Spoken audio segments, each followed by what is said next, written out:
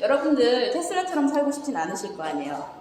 물론 테슬라 같은 천재성을 갖고 싶으실 수 있지만 사는 건 에디슨처럼 부자로 살고 싶지 않으세요? 성공해서? 누구나 마찬가지거든요. 그러게 하기 위해서는 내가 만들어낸 실적을 다른 사람에게 잘 보여줄 수 있는 능력이 필요합니다.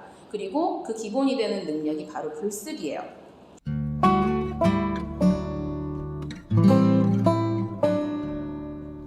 사실 이 자리가 저한테도 굉장히 큰 모험이에요. 왜냐면 주로 이제 책을 쓰고 싶고 글을 쓰고 싶어 하시는 분들을 대상으로, 직접 오신 분들을 대상으로 강의를 하는데, 여기 오신 분들은 사실 어떻게 보면 굉장히 특수한 그런 타겟인 거거든요. 원래 팔리는 글쓰기 또는 팔리는 책쓰기라는 타이틀로 강의를 하고 있는데, 오늘은 특별히 이공계를 위한 팔리는 글쓰기라는 주제를 준비를 했어요.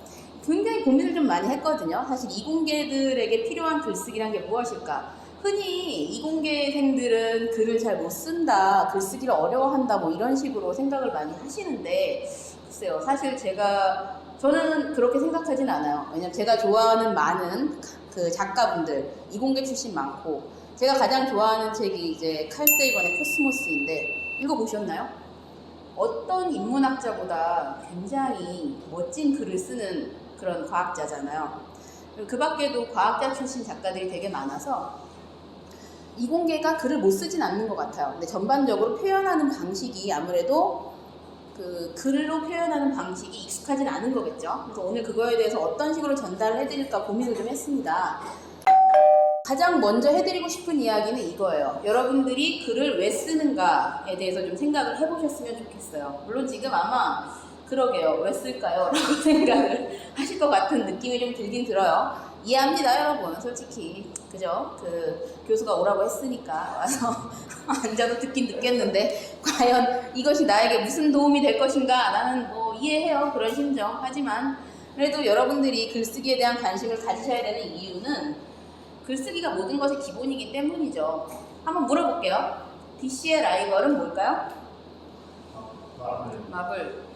기대했던 답은 아니었어요. 인문계들은 마블이라고 얘기할 것 같은데, 나는 기계과에서는 아마 그렇죠. 난 이 얘기가 나올 것 같았거든요. 흔히 DC, 디렉트 커런트, 어렵다. 직류전기, 교류전기, 이 이야기를 왜 꺼냈냐면 에디슨과 테슬라 이야기 많이 아시죠? 직류전기를 만든 사람이 에디슨, 그리고 테슬라가 교류전기를 만들었죠. 동시대에 태어난 이 두 사람은 뭐 둘 다 천재다라고 불렸지만, 사실 요즘 같은 경우에 에디슨은 교과서에도 나오고 위인전도 나오는데, 테슬라의 이름은 자동차가 나오기 전까지는 사람들이 많이 알지 못했어요. 그런데 왜 사람들이 지금 에디슨은 기억하면서 테슬라는 기억하지 못할까? DC와 AC의 라이벌 전쟁에 대한 이야기 들어보셨죠? 에디슨이 만든 직류와 테슬라가 만든 교류가 예를 들어 쉽게 말하면 국제 표준 같은 거죠. 전기 표준을 놓고 격돌을 하잖아요. 결국 승자는 누구였죠? 테슬라였죠. 그런데 그 과정은 쉽지가 않았습니다. 당시에 에디슨은 굉장히 유명한 발명 회사의 CEO였고 GE의 창업자잖아요. 테슬라는 그냥 젊은 과학자였을 뿐이에요. 좀 천재적이긴 했지만. 에디슨이 테슬라의 교류전기를 표준화시키지 못하게 하려고 막 갖은 관계를 꾸밉니다. 가장 대표적인 게 전기의자. 당시에 사용을 위한 전기의자가 도입이 되면서 에디슨이 이거를 홍보를 어떤 식으로 하냐면, 전기의자에 사용하는 전류를 교류전기로 써달라고 로비를 해요. 그래서 사람들한테 교류전기에 대한 안 좋은 인식이 바뀌도록 사람들의 이미지를 바꾸고 싶었던 거예요. 에디슨은 대중의 마음을 움직이는데 굉장히 탁월한 재능을 갖고 있습니다. 그래서 테슬라가 굉장히 힘들게 교류전기를 지켜냈죠. 결국 이기긴 교류전기가 이겼습니다.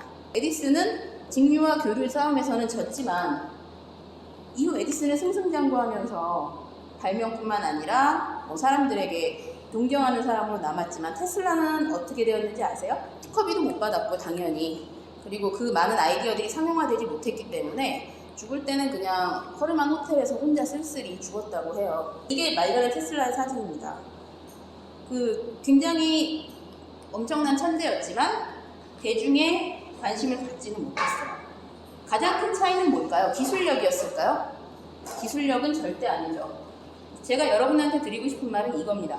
에디슨은 소통을 할 줄 알았어요. 그 사람이 도덕적으로 옳다 그르다 이걸 말하는 게 아니에요. 다만 에디슨은 대중들과 소통하는 법을 알았어요. 하지만 테슬라는 그렇지 못했죠. 굉장히 꾸장꾸장했죠. 대중들하고 친해지지 못했다는 거예요. 소통을 하기 위한 기본적인 도구가 바로 언어입니다. 언어는 말을 기록하기 위해 만든 거잖아요. 그리고 그 언어를 이용해서 쓰는 그 글자를 이용해서 만드는 것이 바로 글쓰기이고, 그래서 소통을 위해서는 글쓰기가 필연적으로 연결이 될 수밖에 없어요. 그러니까 여러분들이 글쓰기라는 거를 부담 갖지 마시고 소통이라는 거를 기본적으로 생각을 하셔야 됩니다. 에디슨이 테슬라와 벌였던 전쟁이 매우 유명한 일화다 보니까 이렇게 영화로도 만들어져 있습니다. 커런투어라는 영화로도 만들어져 있는데 카피 보이세요? 천재는 1% 영감과 99%의 쇼맨십으로 만들어집니다. 에디슨이 도덕적으로 어떻다 저떻다 이야기하는 게 아니라 에디슨이 얼마나 대중과 소통하는 데 천재적인가는 에디슨이 남긴 명언만 봐도 알 수 있어요. 본인이 본인의 강점을 한마디의 컨셉으로 요약해서 한두 줄의 단어로 만들어서 그걸 사람들한테 뿌려요. 그럼 사람들은 그 이야기를 듣고 내용이 어쨌든 논리적으로 따지는 게 아니라 맞아 그러면서 에디슨을 좋게 보게 되겠죠. 대중들이 이해할 수 있는 쉬운 언어로 소통을 하면서 본인의 인지도를 높였단 말이에요. 여러분들 테슬라처럼 살고 싶진 않으실 거 아니에요. 물론 테슬라 같은 천재성을 갖고 싶으실 수 있지만 사는 건 에디슨처럼 부자로 살고 싶지 않으세요? 성공해서? 누구나 마찬가지거든요. 그러게 하기 위해서는 내가 만들어낸 실적을 다른 사람에게 잘 보여줄 수 있는 능력이 필요합니다. 그리고 그 기본이 되는 능력이 바로 글쓰기예요. 그래서 제 강의 이름이 팔리는 글쓰기인 이유는 글쓰기를 잘하면 팔린다는 거는 매력적이라는 뜻이에요. 그만큼 돈을 주고 살 만큼. 그만큼 매력적이어야 하고 그만큼 가치를 인정받아야 하고 소통해야 하고 결과적으로는 읽히는 거란 말이에요. 글쓰기가 잘 팔린다는 의미는 잘 읽힌다라는 말을 의미합니다. 오늘 그 얘기를 핵심적으로 해드리는 거고요. 잘 팔리지 않고 잘 읽히지 않으면 여러분들은 기회를 얻을 수가 없어요.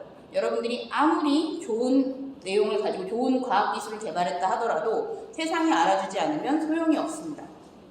일단 내 과학기술을 사람들이 이해를 해야 돼요. 이게 얼마나 가치가 있고 얼마나 대단한 것인지. 그런 측면에서 소통이라는 것을 계속 강조하고 있어요.